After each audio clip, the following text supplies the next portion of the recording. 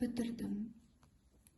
Менде мына жақта міне теріс ілмектен кейін жаңағы маркер тастаған 5 ілмек қана қалды. Оған дейінгі 5 ілмекті мен мынаумен бірге міне қысқартып біттім. Мына жақта менде оң узор, оң ілмек секілді пайда болды. Екінші жағында да солай. Енді ары қарай біз жалғастырып тоқи береміз. Ары қарай бізде оң ілмектер еді. Осы оң ілмекті оң, теріс ілмекке келгенде теріс тоқимыз. Және де мына жердегі қыздар касаны ұмытпаңыздар, бұл до конца жасалынады. Менде міне как раз уже каса жасалыну керек. Мен қазір касаны жасаймын. Каса жасауды білесіздер. 3-4 ілмек. Менде кас артқа кетеді. И мына 4 ілмекті тоқимын. Одан кейін мына қосымша специяларды тоқимын. Осылай. Қазір мен касаны жасаймын. Егер сізде де каса жасау керек болса, жасайсыз.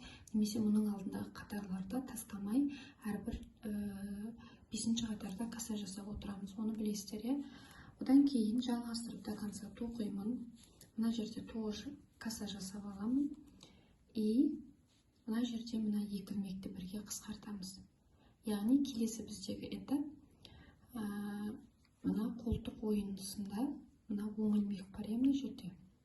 Осы оң ілмекпен мына ілмектерді қысқарту. Қазір осылай тоқып келемін да, мына жерге келгенде көрсетемін.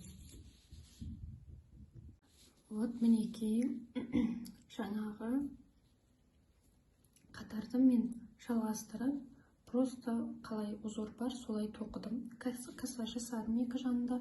Мына жерде каса жасап отыруды тағы айтам, ұмытып кетпеңіздер. Ол үшін мен мына жаққа мынандай маркер тастап қойдым. Яғни қазір мен каса жасадым, сразу любой бір ілмегіне алып маркерді іліп кетем. Келесі 4 қатардан кейін каса жасайын, маркерді сол жаққа ілемін. Солай. Сізде солай жасасаңыз болады, ұмытып кетпес үшін. Так, енді мына жерде қатарды мен до конца аяқтамадым. Сіздерге көрсетейін деп. Бізде мына жақта 5, 2 терістен кейін 5 оң ілмек қалған еді. Осының міне соңғы ілмегі, мына жақта бізде мынандай қолтық ойындысының оң ілмегі бар, былай кеткен. Осы ілмекпен мына жаңағы 5 ілмектің соңғы ілмегін екеуін бірге қосып, оң іліп аламыз. Так, ол үшін ілмектерді, мына ілмекті былай айландырамын мен, екеуі бірге тұру үшін, чтобы теріс болып қалмас үшін, и екеуін бірге алдыңғы беттен бірге тоқып шығарамын. Сонда бізде мынандай ары қарай жалғасып, оң ілмек кете береді. Сонда, короче, мына екі жақтан былай қарай қолтық ойындысы шығу керек. Так, келесі ары қарай, мысалы, мына жақта қалай бар, солай тоқи береміз. Соңғы ілмек теріс. Енді айналдырамыз. Бізде мына қолтық ойындысы осындай оң теріс болып шығып жатыр. Өйткені біз екі бетінен де оң тоқып атқандықтан. Мына жақ тек қана оң. Өйткені мына беттен оң тоқимыз, мына беттен теріс тоқимыз. Осылай шығу керек. Сізде де ары қарай конспектте шығармаймын. Бірінші ілмек кромочный іліп аласыз. Ары қарай оң тоқимыз. 2, 3, 4, 5 ілмек, 6 ілмек и 7 ілмек. Бізде мына жерде қарасаңыздар мынандай оң жаңағы узор. Осыдан бастап біз теріс тоқимыз. Себебі ол оң болып көріну керек. И ары қарай теріс тоқи береміз. Мына екі теріс ілмекті мына бетіне оң болып көрінсе, значит, оң сол күйге тоқи береміз. Ары қарай касаны теріс тоқимыз біз. Өйткені ар жақтан оң көріну керек. Осылай до конца мына жаққа дейін тоқисыздар. Мына екінші қолтық ойындысына дейін. Теріс тоқыған кезде жіп қысқартпаймыз. Тек оң тоқыған кезде ғана қысқартамыз. Келесі осы қатарды до конца осылай ешқандай өзгеріссіз тоқып аяқтайсыздар. Келесі қатарда, мысалы, мына жерде жіп қысқартылады. Жаңа мына жақтағы секілді. Мына жерден қысқартылады, и мына жағынан қысқартылады. Оны мен көрсетемін. А пока что осы теріс қатарды до конца өзгеріссіз аяқтаңыздар. Мына жерден қыздар, мына соңғы 6 ілмек біздің қолтық ойыншысына қосқан ілмектеріміз, осыны оң тоқылады. Теріс тоқып келе жатыр едік, осы жер оң тоқылады. Екі бетінен де оң тоқылады бұл жер. Себебі қолтық ойыншысы осындай дорожка болып шығып тұру керек. Сондықтан қай жағынан тоқысаңыз да оң тоқисыз осы жерді именно. Так, енді міне аяқтадым мен теріс тоқып. Енді келесі этап бірінші ілмек. Просто іліп аламыз. Солай тоқи береміз. Оң. Жаңа айтқандай екі бетінен де оң тоқылады. Одан кейінгі мынау былай оңнан кеткен дорожка. Бұл жерде мына бірінші ілмек, екінші ілмек екеуін бірге қосып тоқимыз. Бірге қысқартылды. Енді ары қарай оң тоқи береміз. Теріс тоқитын кезде теріс тоқимыз. Касамызды жасаймыз. Яғни біздің қазіргі істейтін өзгертетін нәрсеміз мына оң ілмекті до конца былай жалғастырып, үшбұрыштап бізге қолтық ойыншысын жасау. Бізде мына жерде 5 ілмек еді. 1, 2, 3, 4, 5. Бесіншісі уже қысқартылып мына жердегі ілмекке қосылды. Қазір енді уже 1, 2, 3, 4 ілмек қалды деген сөз.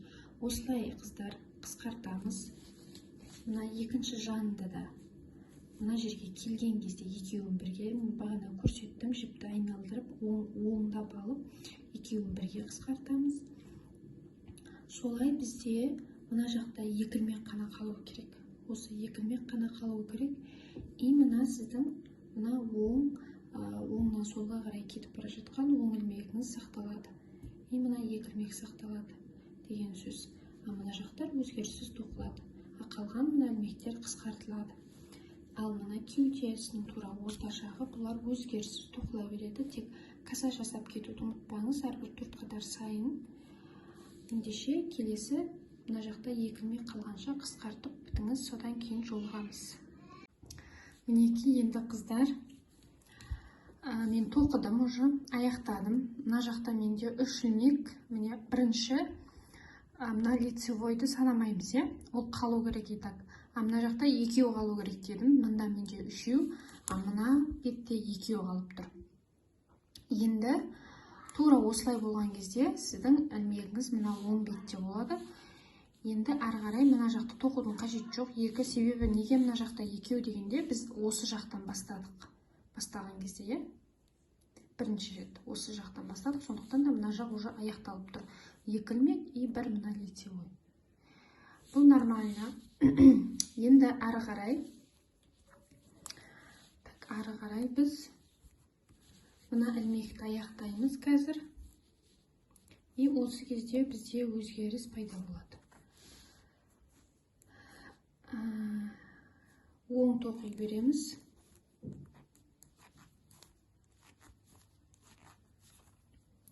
Мына екеуін бірге қосып аламыз. Енді міне бізде мына бетте де екі ілмек қалды. Екі теріс ілмегіміз мына жерде біздің.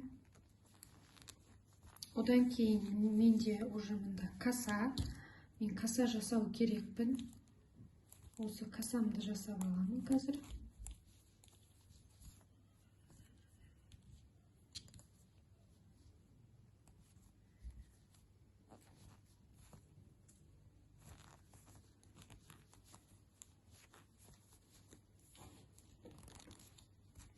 Каса жасауды ұмытып кетпеңіздер. Әрбір 5-ші қатарда каса жасалынып отырады.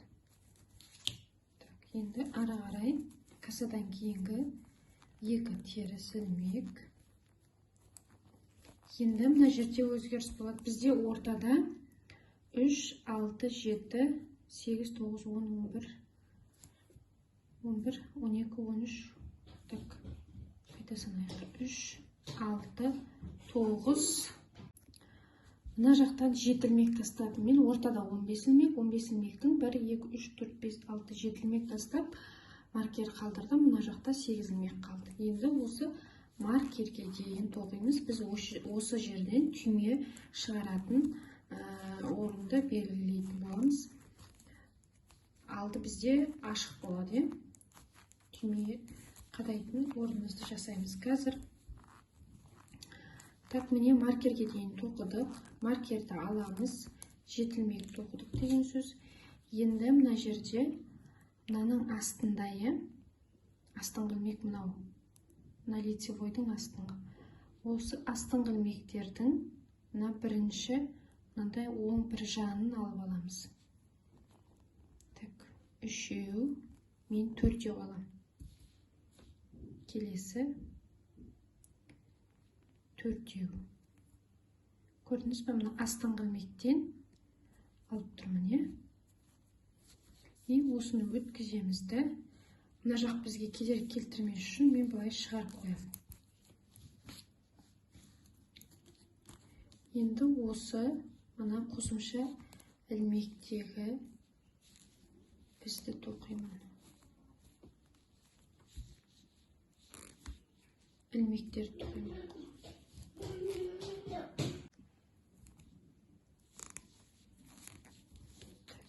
Үшінші, ең соңғыны, төртіншіні кромочный теріс тоқимыз. Жоқ. Бастапқыда оң тоқи берейік. Чтоб әдемірек шығу үшін. Бастапқы бірінші ілмекте оң тоқып аламыз. Қалған ілмектерде мына соңғы ілмек кромочный болып теріс тоқылады. Енді теріс аударамыз. Так, теріс аударамыз.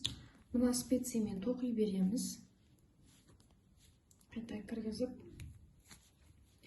жаңа маған қосымша специяға мешать етпес үшін мына специяны тартып шығарып алдым мен. Енді теріс бетінен тоқимын. Одан кейін жаңа айта кететін, мен мына жерде мысалы қосымша бізбен алып, біз 4 ілмек қостық, 1, 2, 3, 4. Сол 4-тен кейін мына жақта біз 7 ілмек еді, сол 7-нің үшеуінен кейін маркер тастадым. Мына жақта 1, 2, 3, 4 ілмек қалды. Себебі осы 7 ілмекке дейін біз оң теріс, тек қана оң тоқимыз. Сонда бізде мынандай теріс узорлар шығу керек. Сол үшін де бұл жерде және түйме болады, сондықтан осы 7-еуін белгілеп алдық. В общем, 1, 2, 3, 4, 5, 6, 7.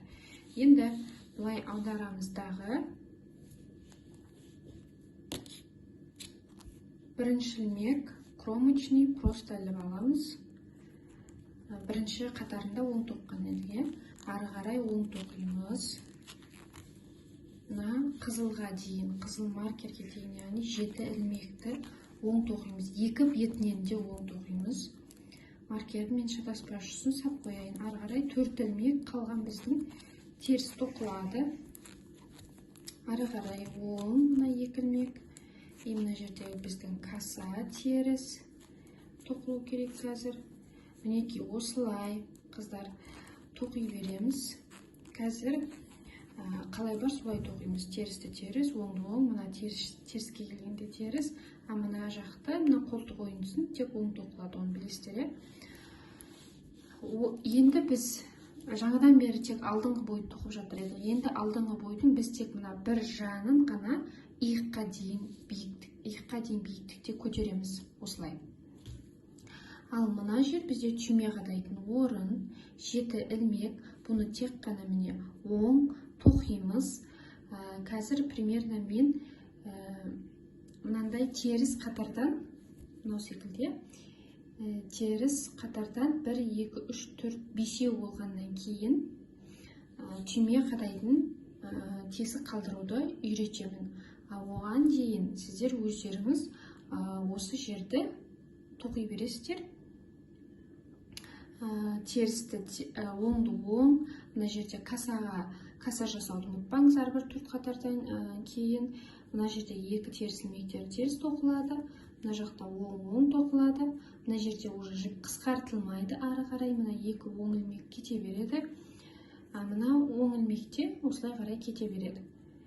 Тек қана тесік қалдыруға біз мынандай теріс ілмектен 1, 2, 3, 4, 5 болған кезде жолғамыз.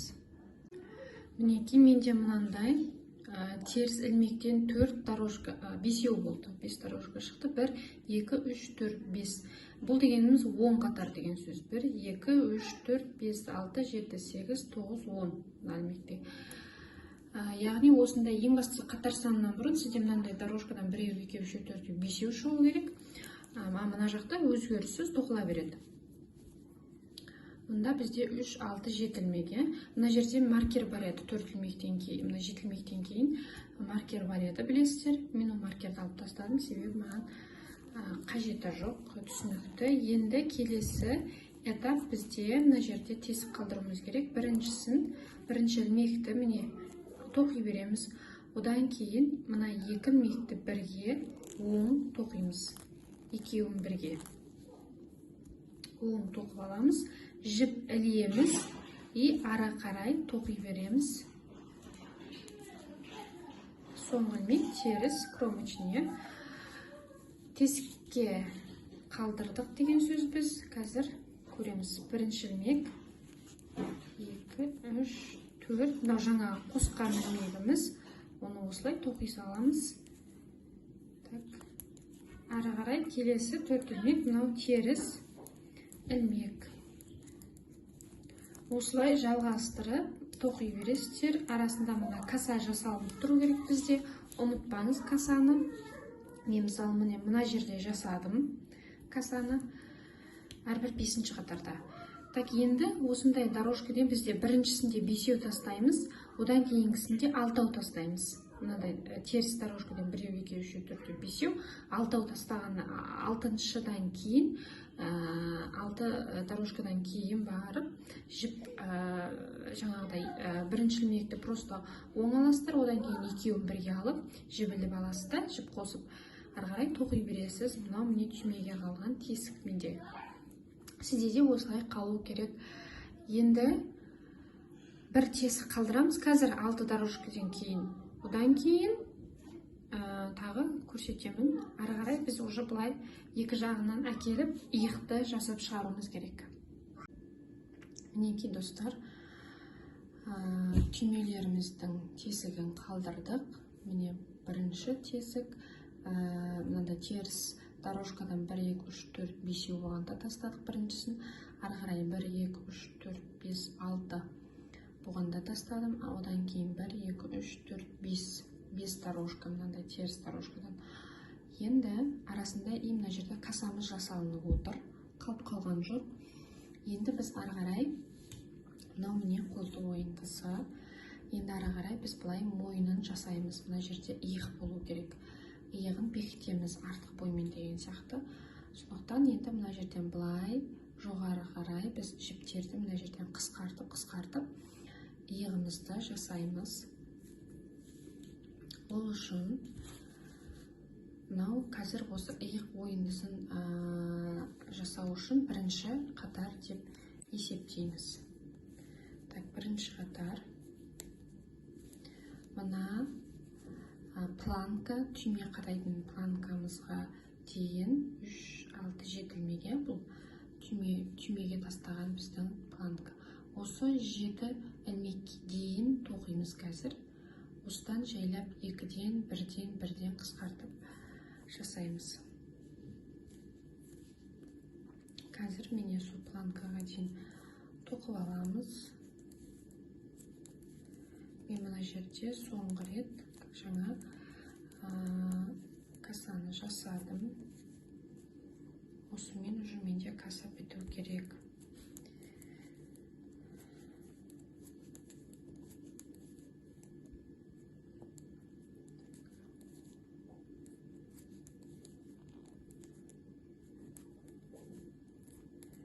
Теріс, оң ілмек.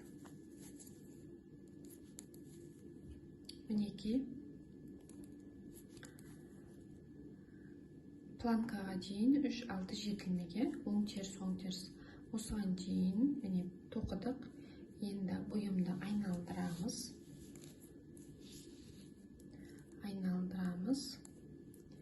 И мына ілмекті келесі мына специяға саламыз да бұлай артқа қарай тартып айналдырамыз. Сонда бізде 1-2 ілмек секілді пайда болады. Дұрыс жіп ілінбей қалыпты, мен іліп жіберейін. Айналдырған кезде мына ілмекті просто тоқымаймыз, кромочный ілмек секілді өткізіп аламыз да артқа қарай тартамыз. Сонда сізде 2 ілмек сияқты қалады. Қайтадан жіпті өткізіп алып, мына алдыға қарай шығарып алып, теріс ілмектерді, оң ілмектеріңізді тоқи береміз. Біз екінші қатарды бастадық. Екінші қатар теріс бетінен тоқып жатырмыз.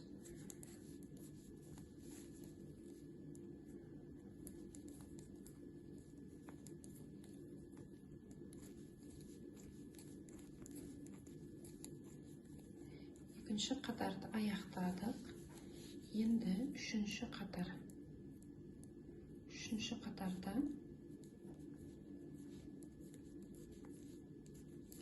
тура жаңағыдай, бірақ соңғы емес, екінші ілмектен қысқартамыз.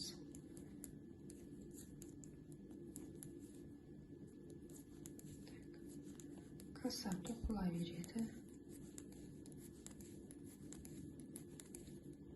Теріс ілмектер тоқылады.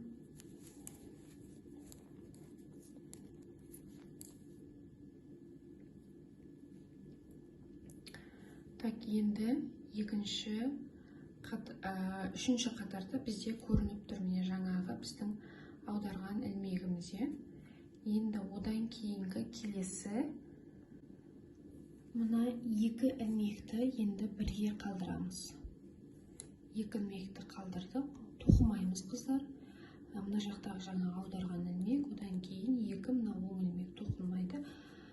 Осылай қалдырамыз. Мына соңғы рет сіз соңғы оң ілмекті тоқыған болып аяқтайсыз. Үшінші қатарда 2 теріс, одан кейін 1 оң. Аударамыз. Специяға өткізіп аламыз. Жіпті артқа тартамыз. Сол кезде жаңағыдай 2 ілмек болып шығады. И ары қарай тоқимыз.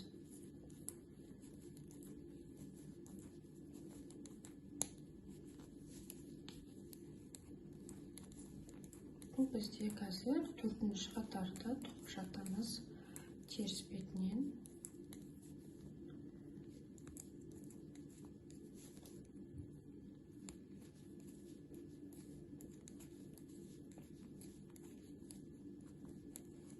Енді 5-ші қатар.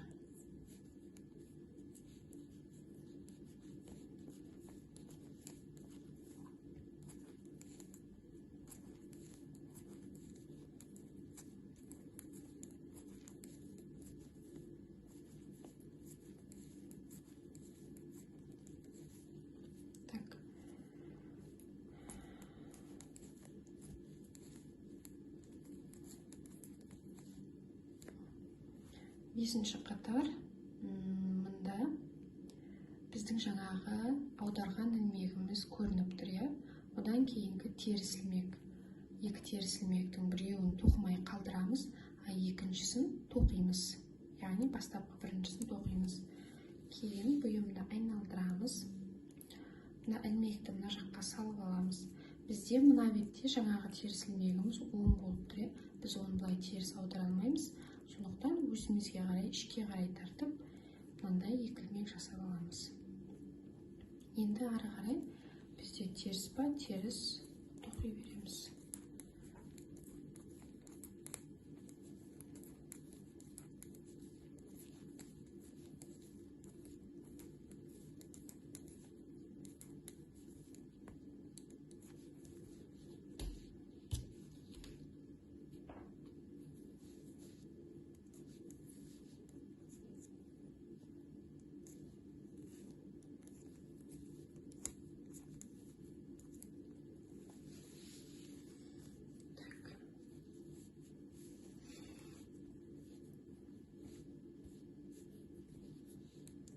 келесі қатарды бастадым. Так, бұл менде нешінші?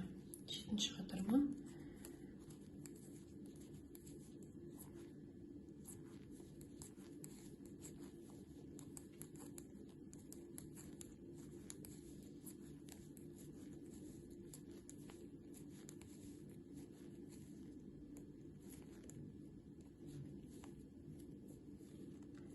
Біздің жаңағы аударып алған теріс ілмегіміз міне тұр. Бұлай қараған кезде мына артынан көрінеді. Оның алдында уже міне касаға келдік. Касаның ең соңғы ілмегі. Осы ең соңғы ілмекті тастаймыз. Бір ілмекті қалдырдық. Жаңағы екі ілмегіміз, бір ілмекті қалдырдық. Енді аударамыз. Бұл жерде теріс ілмек, міне артқа қарай жібереміз. Ары қарай жалғастырып тоқи береміз.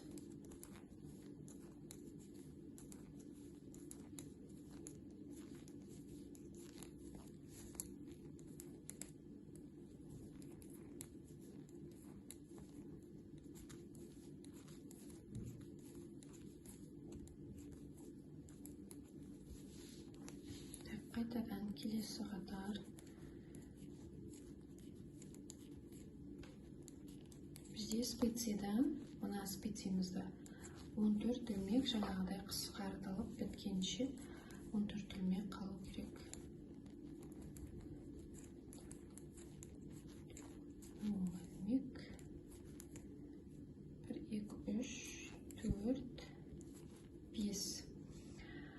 Міне жаңағы соңғы қысқартқан ілмек, одан кейін мына бір ілмек қалды. Оны қалдырамыз. Әр қайсының арасында бір-бір ілмектен қалдырып отырмыз. Әрбір осындай қысқартудан кейін бір ілмекті қалдырдық. Артқа қайтамыз, артқа жібереміз. Теріс тоқылады. Уже касаны қысқартып бастап жатырмыз. Сонда бізде көлденеңінен мойын шығады.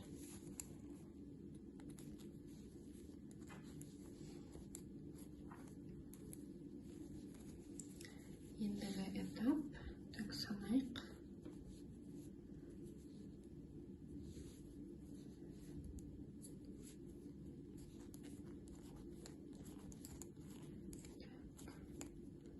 Үш, 6 ілмек. Одан кейін 1, 6, 7, 8, 9.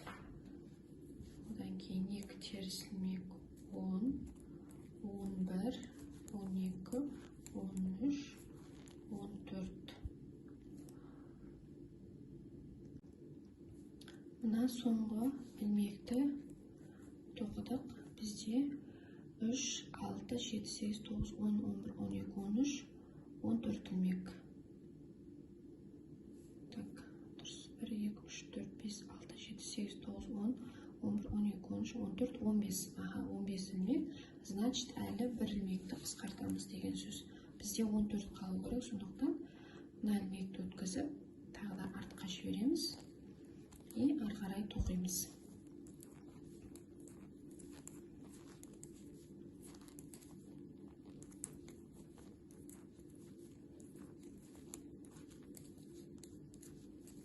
Сіздерде қанша размерге тоқысаңыздар да, осылай 14 немесе 16 қалдырып тоқысаңыздар болады. Үлкен размерге тоқысаңыздар. Так, келесі 1, 2, 3. Енді бізде 14 ілмек қалу керек. 4, 5, 6, 7, 8, 9, 10, 11, 12, 13, 14. Міне, соңғы бағанағы айналдырған жібіміз бізде уже бітті. Соңғы қатарда міне екеуін бірден айландырыппыз. Оның алдын бір-бір ілмек тастап айландырғанбыз. Және ең басында бастаған кезде бірден міне көрініп тұр. Екі ілмекті тастаған. 2 ілмек тастап айналдырып бастаған едік. Одан кейін 1 ілмек тастап айналдырған, 1 ілмек тастап айналдырдық, тағы 1 ілмек тастадық и соңында 2 ілмекті сразу артарынан айналдырамыз. А мында уже 14 ілмек қалды. Енді осы 14 ілмекті 4 қатар тоқимыз. Ешқандай да жіп айландырмаймыз, қоспаймыз. Просто жіпті іліп аламыз, кромочный кәдімгі тоқыған секілді ары қарай тоқи береміз. Так, бірінші қатар болып есептелінеді бұл бізде. Бұл енді иық, артқы иыққа қосатын 14 ілмек. Екінші қатар.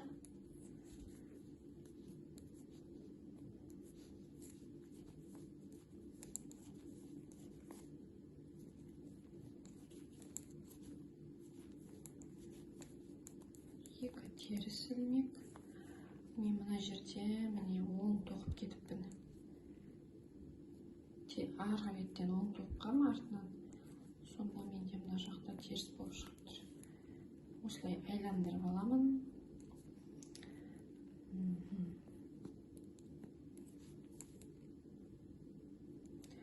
Так, міне ең соңғы ілмекті 14 ілмекті бұлай теріс кромочный етіп тоқи бересіз. Үшінші қатар басталынды. Үшінші қатарды қыздар ары қарай өздеріңіз аяқтаңыздар. И төртінші қатарды тоже өздеріңіз аяқтаңыздар.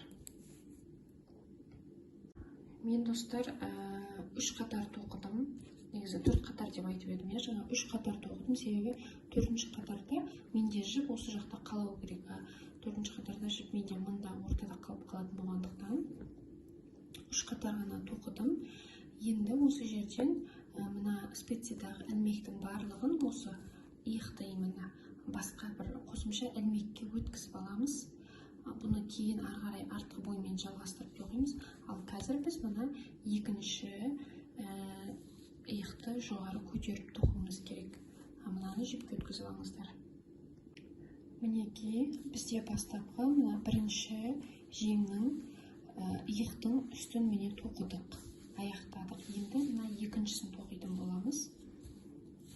Бізде мынау планка.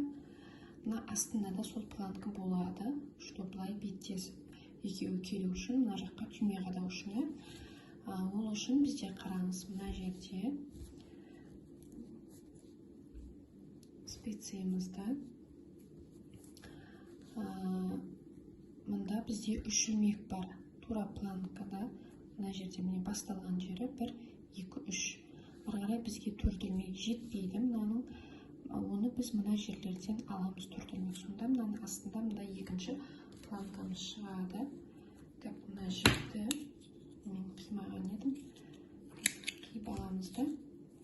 Негізгі тоқып жатқан жіпімізді алып, мына жерден тоқып бастаймыз. Так, мынау тура мына қатар. Так, міне 1, 2, 3, 4. Осы жерден бастап тоқып бастаймыз. Жіпті алып 1, келесі, так, жоқ тұрады. 1, 2, мынадан аламыз. 1, 2, жоқ тұрыз. 2,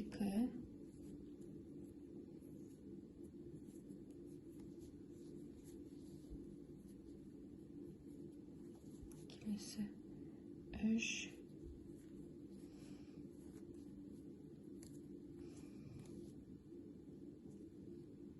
келесі 4. 4 жіп қостық. Мына жақты кейін жақсылап бекітеміз. Шығып кетпес үшін. Ары қарай 5, 6, 7. 7 планка. Бізде мында да 1, байынан санағанда 1, 2, 3, 4, 5, 6 и кромочныймен 7. Мына соңғы ілмек бізде мына жақтан кромочный болады. тура мынау секілді қыздар. Екі бетінен де оң тоқимыз, сонда бізде осындай теріс дорожкалар шығады. Қалған мына жағын тура қалай бар, солай тоқи береміз. Оң, терісті теріс деген сияқты. Одан кейін мына жерде каса жасауды ұмытпаймыз. Мына жерде міне соңғы рет мына жерде жасалынған, уже каса жасау керек менде. Қазір санайын. Мен көбінде мына жанынан санайын. Мына жақпен салыстыра отырып, міне уже каса жасау керек. Қазір мен каса жасаймын. Мына қатарды сөйтем, уже менде каса жасалынатын қатар 1, 2, 3, 4, 5-ші. Уже қазір каса жасау керек.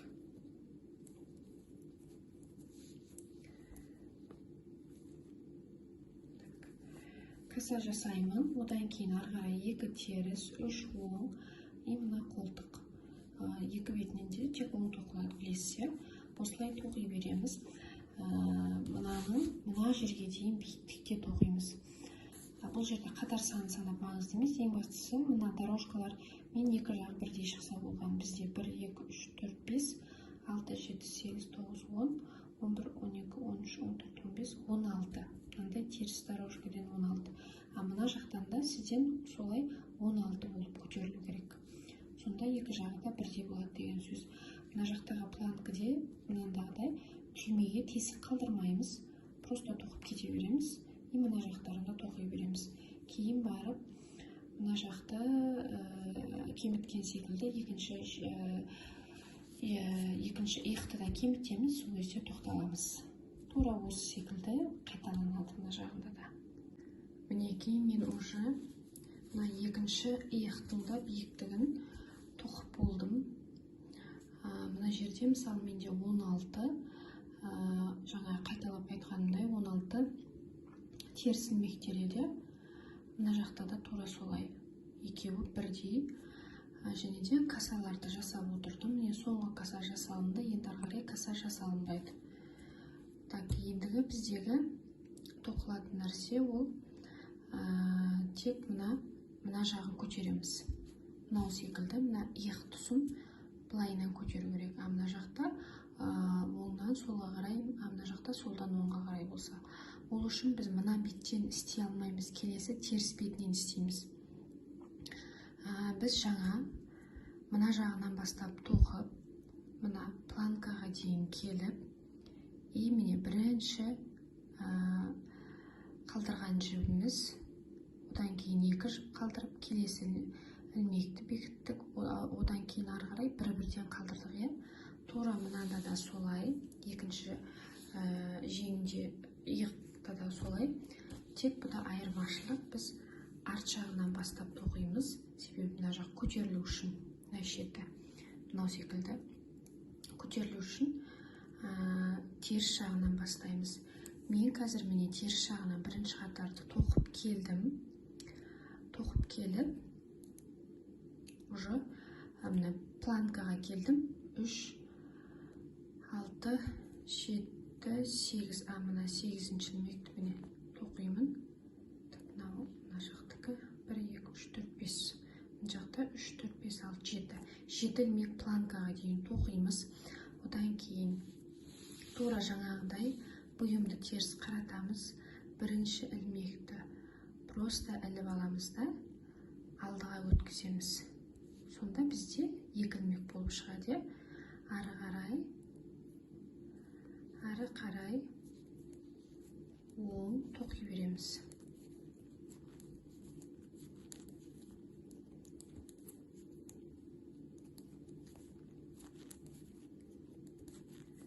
Узор қалай, солай тоқи береміз. Бұл бірінші қатар болып саналады бізде қысқартудың, иықты шығарудың бірінші қатары. Енді ары қарай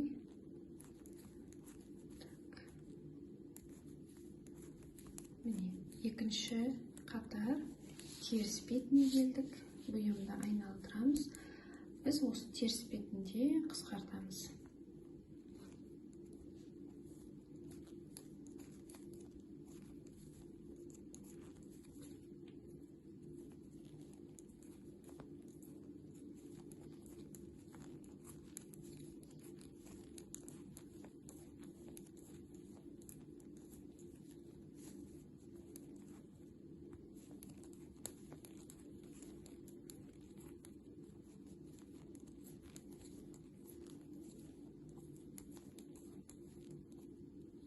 теріс бетінде. Мынау жаңа қысқартылған 3, 6, 7 қысқартылған 2 ілмек, бұл саналынбайды, айналдырған. Оған дейін 3 ілмек қалу керек. 1, 2, 3 ілмек. Мына жағындағы секілді. Мына жағында біз бірінші жаңағыдай қысқартқан ілмек, одан кейін 2 ілмек тастадық, үшіншісін айналдырғанбыз. Қазір де сөйтеміз. Так, міне.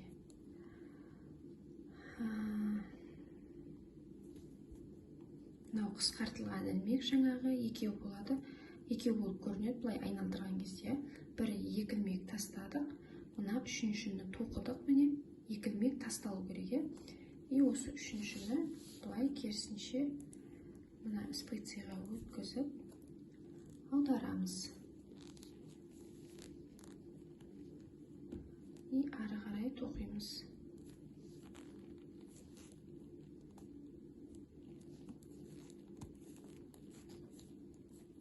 Мынау жер теріс ілмек, теріс тоқу керек.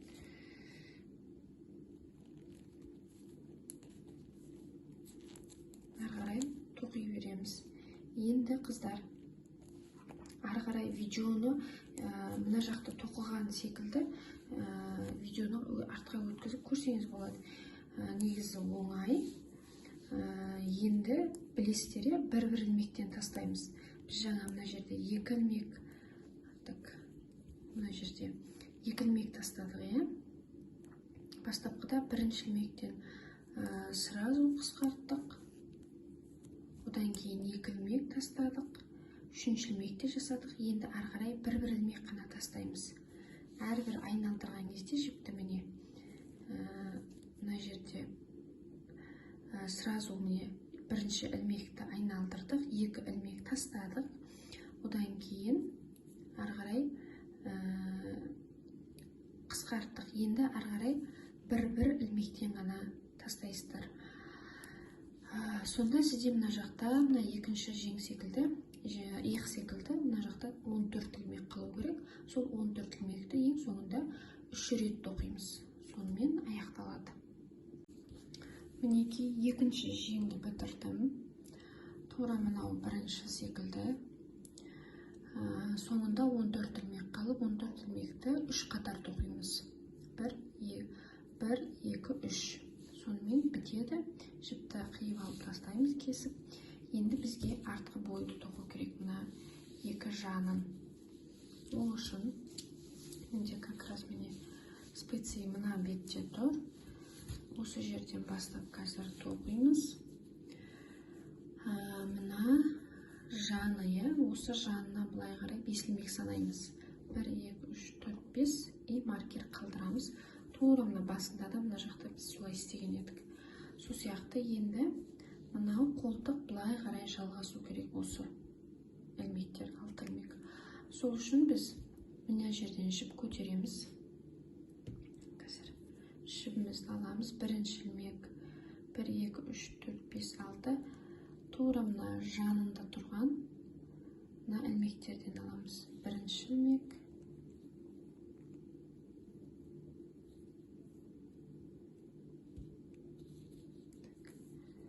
сәл жіпті ұзындау етіп ұстайын.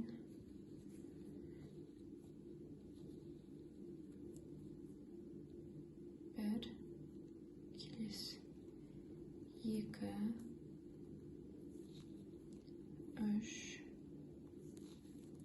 4, 5, 6 ілмек көтереміз. 7-ші ілмекті мен мына ілмекпен мына жерден көтерем, өйткені мына жерде тез қалып қалмас үшін. Мына жерде көрініп тұр. Осы ілмекпен мына келесі специядағы бір ілмекті қосып, екеуін бірге іліп алам.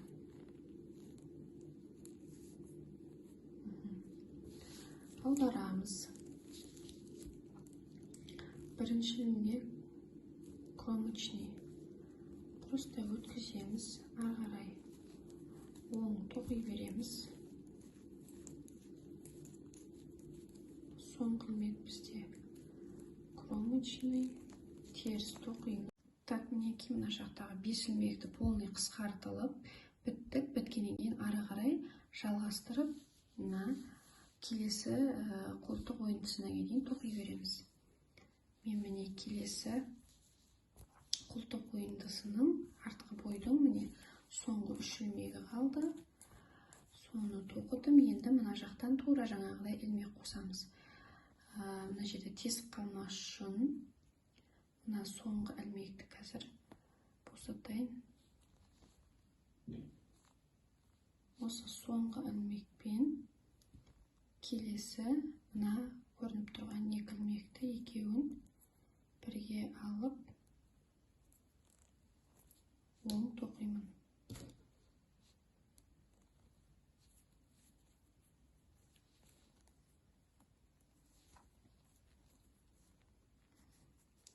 Ары қарай бір ілмек көтердік, ары қарай мына жақтан 6 алуымыз керек. Мына жандағы ілмектерден аламыз. Так, мына біріншісі 1, 2, 3, 4, 5, 6.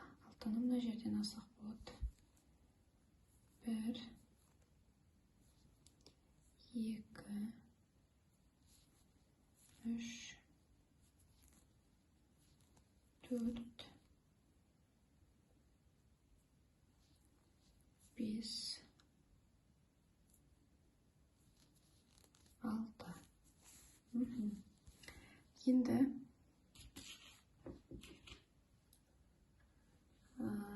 Енді мына жерде жаңа 2 ілмекті бірге алдық. Осы ілмек саналады. 1, 2, 3, 4. Так. 1, 2, 3, 4, 5. 5-ші ілмектен кейін маркер қалдырамыз. Енді осы жерден мына мен бірге қысқартылып отырып, мына 5 ілмек біту керек. Түсінікті ғой, міне қолтық ойындысынан кейін 5 қалдырдық. Тура мына жаңағы 2-ші секілді. Енді бұдағы айырмашылық тек біз осы ішкі бетінен, яғни теріс бетінен қысқартатын боламыз. 3, 4, 5, 6. 7-ші ілмекпен келесі ілмекті екеуін бірге қосып,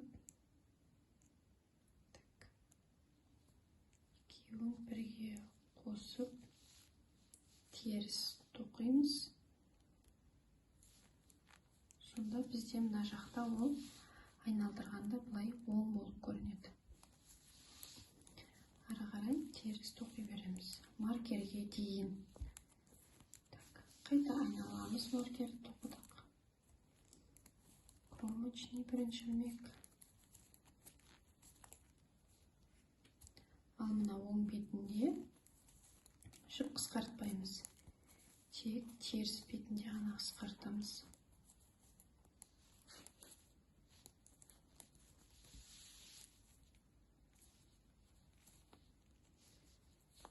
2, 3, 4, 5, 6.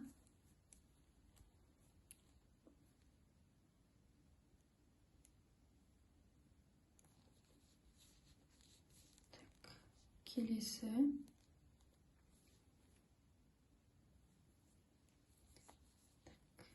мына 6 мен 7-ші екеуін бірге теріс іліп аламыз. Ары қарай теріс тоқып кете береміз. Осылай, қыздар, мына маркерге дейін біздің ілмек полный біту керек. Одан кейін просто артқы бойды тоқимыз. Мінекей, мына жақтан да уже соңғы маркерге дейін қысқартып біттім, соңғы ілмекке дейін. Енді ары қарай жалғастырып теріс тоқи беремін. Осы қатарды аяқтап, келесі 2-ші қатарды бастаған кезде мына жерден бастаймыз. Былай аяқтап келіп, 2-ші қатарды бастаған кезде мына 2 ілмекті бірге алып қысқартамыз. Одан кейін мына жақтан тоже мына жанындағы екі ілмекті бірге қысқартамыз. Осылай қыздар 3 рет қысқартамыз екі жағынан. 1, 2, 3. Тек оң тоққан кезде ғана қысқартамыз, ал іш жағына теріс тоққан кезде қысқартпаймыз. Одан кейін ары қарай ешқандай қысқартусыз, өзгертусіз осы артын мына иықпен бірдей болғанша тоқимыз. Мен міне артқы бойды тоқып бітірдім. Менде мына цвет бітіп қалды, өкінішке орай. Және осы цветтен екінші моток таппадым. Сондықтан пока что мастер-классты аяқтау үшін мен осы жіптің, тура осы Aliza Baby Best'in басқа түрінен, басқа түсінен қостым. Мастер-класс аяқталғаннан кейін осы жіпті тауып мен міндетті түрде қайтадан тоқимын. Ал қазір мастер-классты түсіріп бітіру үшін осы жіппен тоқып көрсетуге тура келіп тұр. Ал енді қолтық ойынысына тоқталсақ, мен мұны бастаған жерден былай қарай мынандай теріс қатардан менде 30 шықты. 30 шықты, және де бұл алдыңғы боймен бірдей болды. Енді мен бекітемін деген сөз. Иықты мына артқы ілмектерден мына жақтан міне 14, мына жақтан 14 ілмекті санап алып маркермен белгіледім. Бізде иықтың мына жақтағы 14-ті біз жоғары биіктікте көтеріп тоққанымызды білесіздер. Сонымен бірге екеуін қазір біріктіретін боламыз. Мінекей, енді екеуін бекітпес бұрын теріс аударып аламыз.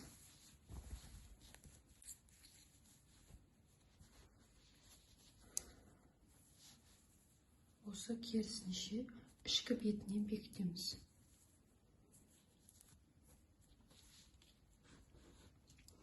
Мен крючокпен бекітемін. Бірінші ілмекке саламын.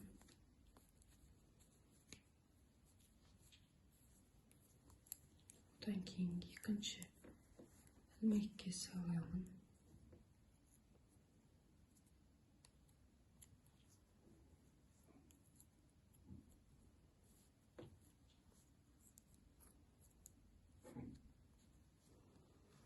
Екеуінен бірге тартып шығарып алдым.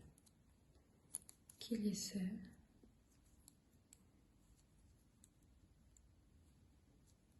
мына бастапқы бірінші ілмектен өткіземіз. Осылай бекітеміз. Өте оңай. Бірінші ілмекке салдым, келесі специдағы ілмекке салдым. Екеуінен бірге шығарып алдым.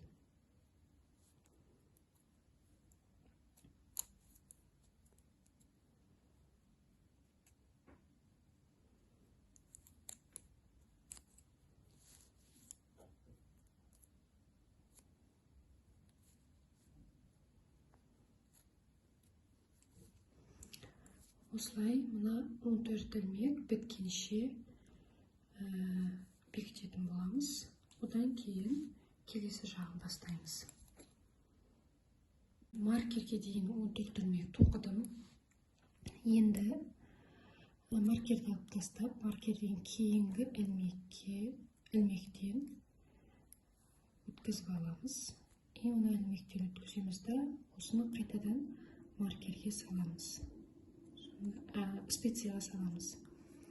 Сонда ілмек саны толықты деген сөз. Енді осы ілмекті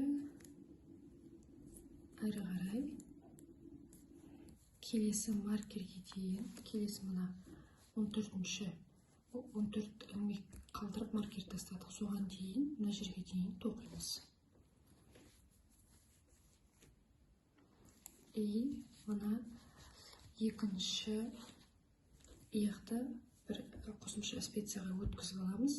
Содан кейін осы екеуін бекітетін боламын. Мінекей, екінші иықты да қосымша специяға 14 ілмекті өткізіп алдым. Мына жақта да 14. Енді осы екеуін бірге мына тоқтаған жібімізбен бірге бекітіп тастаймыз.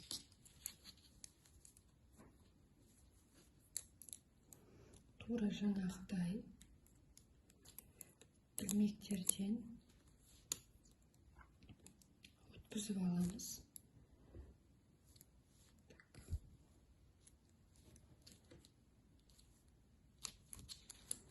Екеуінен бірге өткіземіз, босатамыз. Келесі ілмек.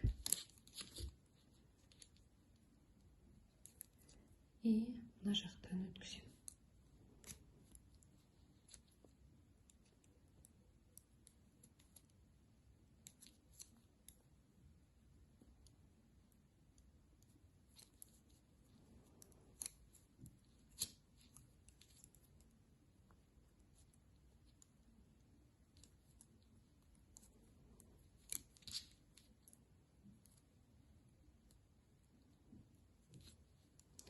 Осылай қатардың соңына дейін бітіріп, ары қарай бекітіп, жіпті кесіп уже бекітіп тастаймыз. Одан кейін мына мойынды ғана тоқитын боламыз. Екі иықты бекітіп болдық біз. Екі жағында. Енді мына мойын ойындасын горловина тоқитын боламыз. Ол үшін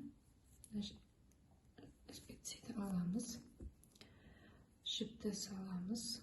Біздің ендігі тоқып бастайтын жібіміз.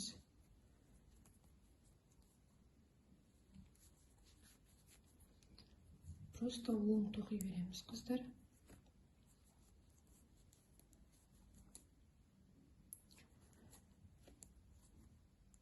Екі бетінен де оң тоқимыз. Мына ішкі бетінен де, сыртқы бетінен де. Мына жерде міне біздің басында айналдырған, мына жерде білесіздер, айналдырған екі ілмек. Бұл кезде бұл негізі бір ілмек, біз былай жіпті алдына өткізіп жасаған едік, тесік қалмас үшін. Осы екеуісінен бірге аламыз. И все. Осылай тоқи береміз.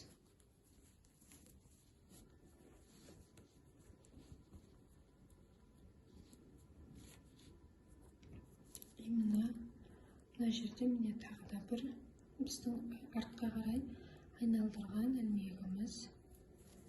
Екеуінен бірге алдық.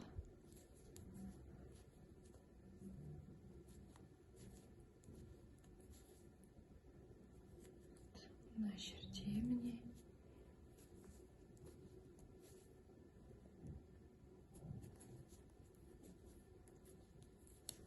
Енді мына жерде бізде иықты бекіткен жерде осындай үлкен ара қашықтық бар.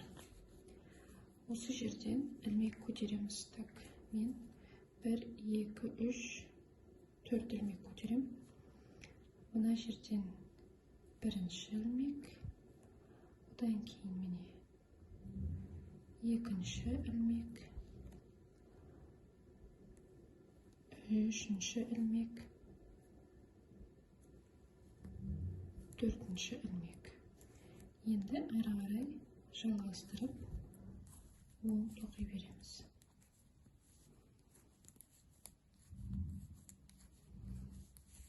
Осылай жалғасып кете береді. Мына артқы бойды тоқимыз. Одан кейін мына екінші иыққа келген кезде тоже 4 ілмек көтереміз. Одан кейін былай аяқтаймыз. Мына жерде қыздар түйменің тесігін қалдыруды ұмытпаңыздар. 1, 2, 3, 4, 5, 6. 6 мындай теріс дорожкадан кейін тесік қалдырғанбыз түймеге. Мына жерде де солай 1, 2, 3, 4, 5, 6 дорожкадан. Енді екеу шығу керек осындай теріс дорожкадан. Одан кейін түймеге тесік қалдырамыз. И мына қатарды аяқтағаннан кейін мына ішкі жағынан да просто оң тоқимыз. Мына түйменіңкі секілді дорожкалар шығу керек бізде мойнында. Тек қана екі бетінен де оң тоқып отырасыздар. Шамамен осы қатардан кейін мынандай дорожкадан бізде 1, 2, 3, 4, 5 болу керек. 5 дегеніміз бір оң қатар деген сөз. Одан кейін барып бекітпе жасаймыз. Кейін мен горловинаны тоқып бітірдім. Мына жерде мен бір тесік қалдырдым түймеге. Одан кейін 3 қатар теріс қатардан 3 тоқылған. Енді бекітпе жасаймыз қазір. Осы жеткілікті. Бекітпені біз ең қарапайым түрі бекітпе жасаудың. Ең қарапайым түрі. Бірінші мек просто іліп өткізіп аласыз. Ары қарай оң тоқимыз. Мына бірінші ілмекті осының үстінен әкеліп өткіземіз. Бұны көбіңіз білетін шығарсыздар. Жіпті қатты тартпаймыз, бос, орташа ұстап тартамыз.